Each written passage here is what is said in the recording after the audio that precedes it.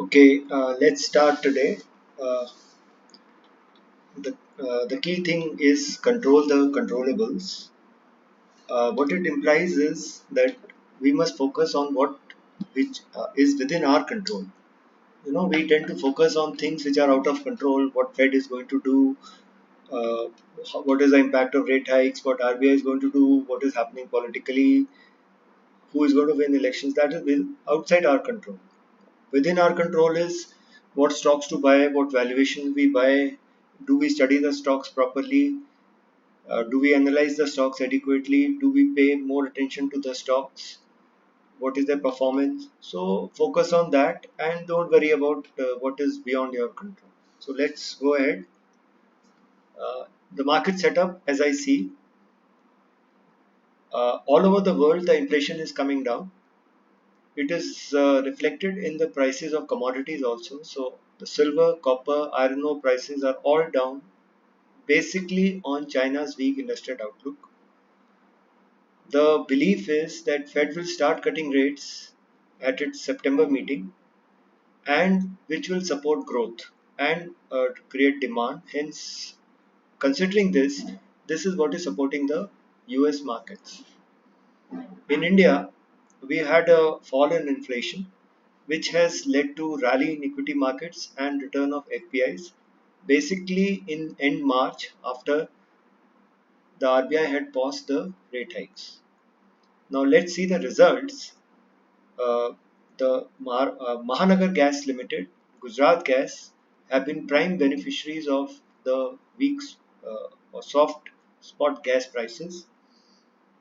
Volumes have shown some growth for Hero MotoCorp and Aisha posted stellar numbers and it was reflected in the stock performance on Friday.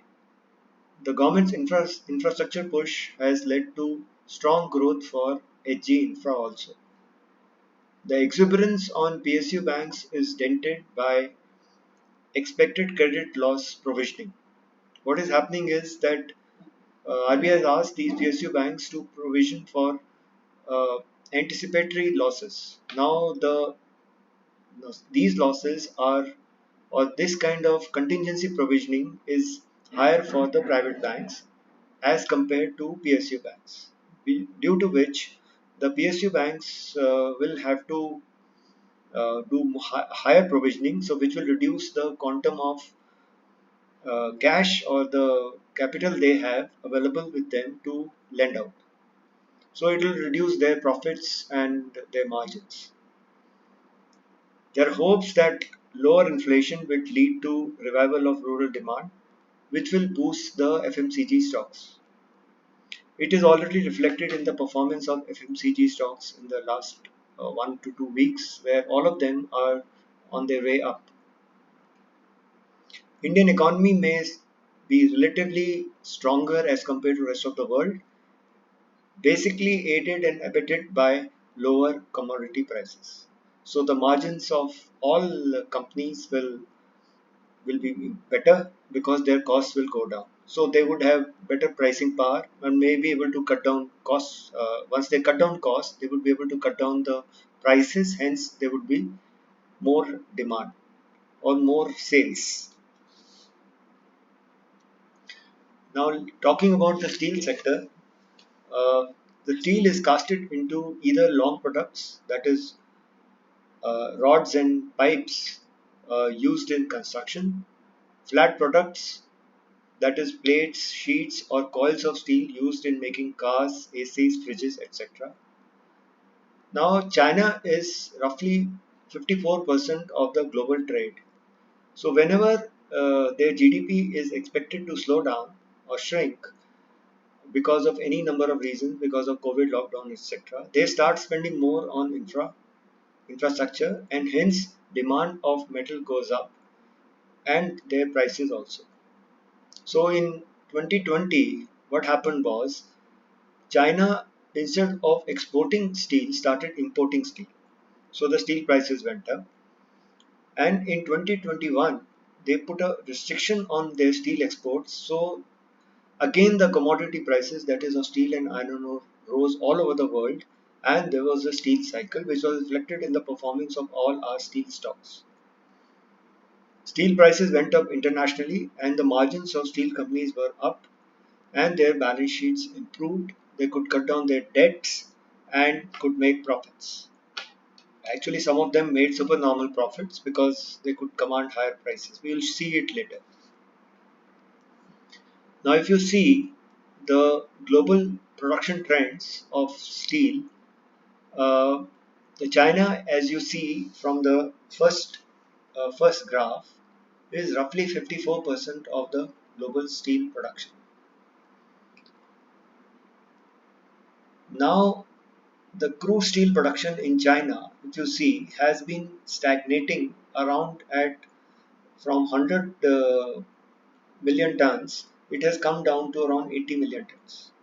So it has been going down, and where once the production went down to November 20 in November 21, where they reduced their production, the steel cycle sites started all over the world, and the prices went up. Now, though they are opening up the economy, uh, but there is a doubt whether they would be focusing on manufacturing or they would be more focusing on services sector, hence and trying to improve their environment, so cutting down their steel production. So what to look for in a steel company?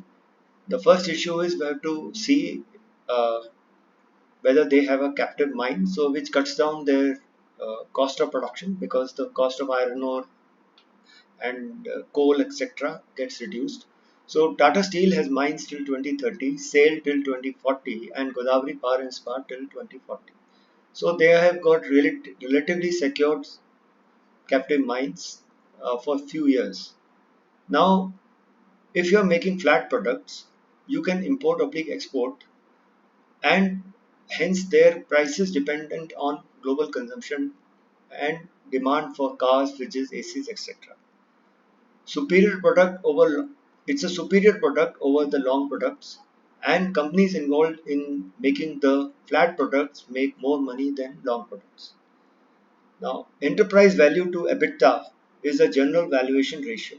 Valuation can be around 5 to 6 times EV EBITDA, but in a commodity upcycle, it is difficult to be able to predict the EBITDA. Hence, price to book makes more sense to look at. So, price to book around 3 is where retail investors should start getting cautious as the stocks start becoming expensive. We'll see it with a graph. Now, this chart is showing the price to book value of, you can see, JSW Steel, Tata Steel, SAIL, and other special steel product producers, AP Apollo Tube, Jindal Stainless, etc., and their EV to EBITDA. So you can see Tata Steel is relatively priced cheaper as compared to JSW Steel. EV EBITDA, the lower the better. And in even terms of price to book value, it is at much lower.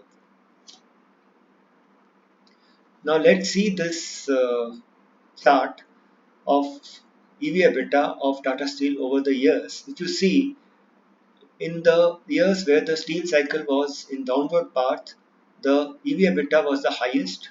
That means it was very expensive, and then it came down. And then at the time of September 20, when the steel cycle started, the EV EBITDA was at its bottom around 2.1, and now it is up roughly around 3.8 to 4. So we have to watch this. If it goes down, that is the time to buy steel stocks.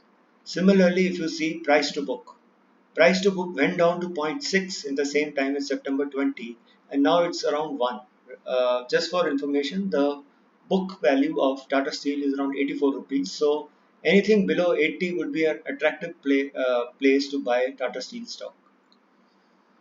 Next is JSW Steel. Again, if you see, the EV EBITDA is following a cycle. That's why these stocks are called cyclical stocks. Sell them at the highest EV EBITDA and buy them at the lowest EV EBITDA, so as to make money. You can't hold them forever.